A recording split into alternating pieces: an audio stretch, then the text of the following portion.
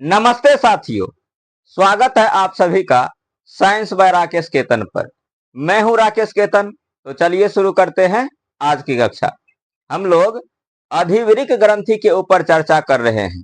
तो आप जानते हैं कि अधिवृक्क ग्रंथि के कई सारे नाम हैं, जैसे एपिनेफ्रिक ग्रंथि, super renal gland, 3F gland. तो अधिवृक्क ग्रंथि को 3F ग्लैंड क्यों कहते हैं?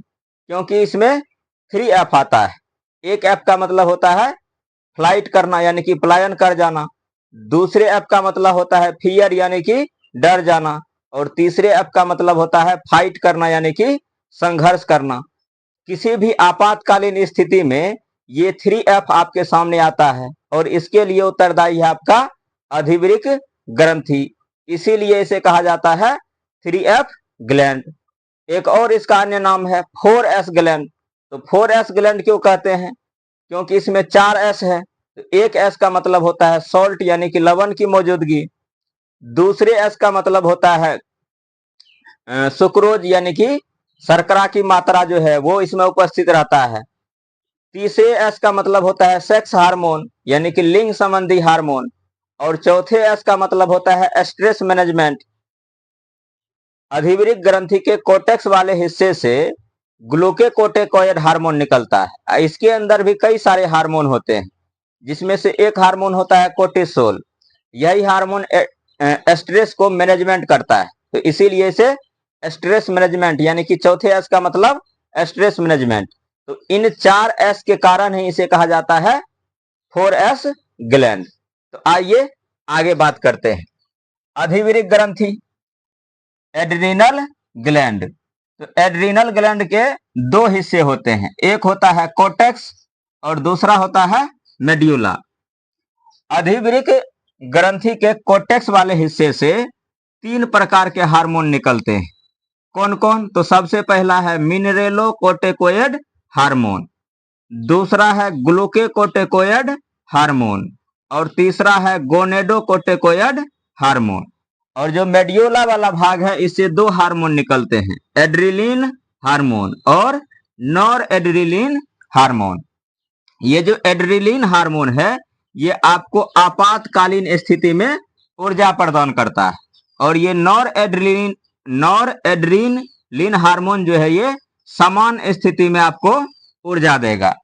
तो ये जो कोर्टेक्स नामक हिस्से से 3 प्रकार के हार्मोन निकल रहे हैं, मिनरेलोकोर्टिकोइड हार्मोन, ग्लूकोकोर्टिकोइड हार्मोन, गोनेडोकोर्टिकोइड हार्मोन। तो इनमें से सबसे पहले मिनरेलोकोर्टिकोइड हार्मोन को देखिए। तो ये जो मिनरेलोकोर्टिकोइड हार्मोन है, इसके अंदर भी एक हार्मोन होता है जिसे बोलते हैं एल्डोस्टेरोन हार्मोन।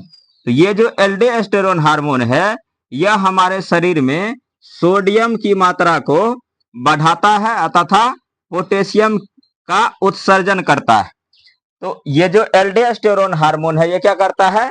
आपके शरीर में सोडियम आयन की मात्रा को क्या करता है? बढ़ाता है, और जो पोटेशियम आयन है उसकी मात्रा को उत्सर्जित करता है, यूरिन के माध्यम से आपके शरीर से बाहर निकालता है। तो जब भी कोई व्यक्ति सोडियम खाता है, जैसे हाँ आप लोग NaCl खाते हैं, सोडियम क्लोराइड नमक, तो वो जो सोडियम क्लोराइड में से सोडियम है वो आपके ब्लड में जाता है। तो उस सोडियम की मात्रा को रेगुलेट करता है आपका ये हार्मोन एल्डोस्टेरोन हार्मोन, और सोडियम की मात्रा को रेगुलेट करते हुए आपके बीपी को भी बढ़ाता है, ब्लड प्रेशर को भी बढ़ाता है। जब भी किसी व्यक्ति को हाई ब्लड प्रेशर होता है यानी कि हाई बीपी होता है, तो उसको कहा जाता है कि नमक का मात्रा कम करने के लिए, मतलब नमक कम खाने के लिए। यदि किसी व्यक्ति को लो बीपी है, तो लो बीपी में क्या कहता है? लो बीपी में कहता है कि इसको नमक और चीनी का घोल दो, क्योंकि जब नमक और चीनी का घोल देगा, चीनी और नमक के घोल में नमक की मात्रा अधिक रहती रख करके घोल देना है। तो उस स्थिति में जब वो चीनी का घोल और नमक का घोल लेगा अपने शरीर के अंदर, तो वो जो नमक है, नमक के अंदर का जो सोडियम है, वो सोडियम जाएगा उसके ब्लड में। तो जब ब्लड में जाएगा तो ये जो एल्डोस्टेरोन नामक हार्मोन है उसकी मात्रा को बढ़ा देगा, जिससे बीपी क्या हो जाएगा? बढ़ जाएगा। मतलब कम था, अब बीपी क्या हो गया?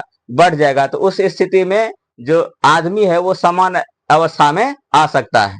तो जब भी आपके घर में किसी व्यक्ति को बीपी कम हो जाए तो तुरंत आप नमक और चीनी का घोल देने का प्रयास करेंगे, नमक थोड़ा सा ज्यादा रख के, क्योंकि नमक उसके ब्लड में जाएगा तो सोडियम की मात्रा क्या हो जाएगी, सोडियम की मात्रा को रेगुलेट करेगा आपका एल्डोस्टेरोन हार्मोन, जिससे उसका क्या हो जाएगा, बीपी बढ़ जाएगा। क्योंकि उसका बीपी क्या हो गया है, घट गया है, तो बढ़ जाएगा।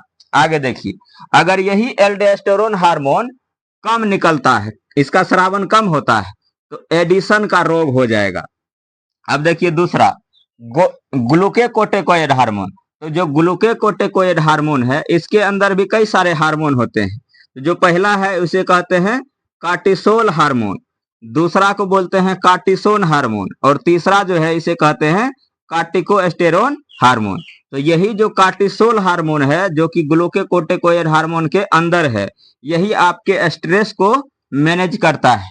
तो इसीलिए आप 4S का नाम सुने हैं, 4S ग्लैंड बोलते हैं, 4S ग्लैंड बोलते हैं अधिवृक्क ग्रंथि को। तो उसमें से एक S यहीं से आया है, कोर्टिसोल हार्मोन, क्योंकि ये स्ट्रेस को क्या करता है, मैनेज करता है। तो स्ट्रेस मैनेजमेंट करता है आपका कोर्टिसोल हार्मोन। चलिए देखिए, कोर्टिसोल हार्मोन, कोर्टिसोल हार्मोन को स्ट्रेस हार्मोन कहा जाता है, क्योंकि कोर्टिसोल हार्मोन तनाव का प्रबंधन करता है, स्ट्रेस को मैनेज करता है, इसीलिए इसे स्ट्रेस हार्मोन कहते हैं। ये जो कोर्टिसोल हार्मोन है ब्लड में शुगर लेवल को बढ़ाता है, यानी कि कोर्टिसोल हार्मोन ब्लड में शर्करा की मात्रा को बढ़ाता है। कोर्टिसोल हार्मोन WBC को कम करता है, इसीलिए इसे एंटी इम्यूनिटी हार्मोन कहा जाता है। WBC जो है वो आपके शरीर में इम्यूनिटी को बढ़ाने का काम करता है। क्योंकि कोर्टिसोल हार्मोन WBC को कम करता है, तो इसका मतलब हुआ कि आपके इम्यूनिटी को ये क्या कर रहा है, कम कर रहा है, इसीलिए इसे कहा जाता है एंटी इम्यूनिटी हार्मोन। किसको, कोर्टिसोल हार्मोन को एंटी इम्यूनिटी हार्मोन कहा जाता है। अगला हार्मोन देखिए, गोनेडोकोर्टिकोइड हार्मोन।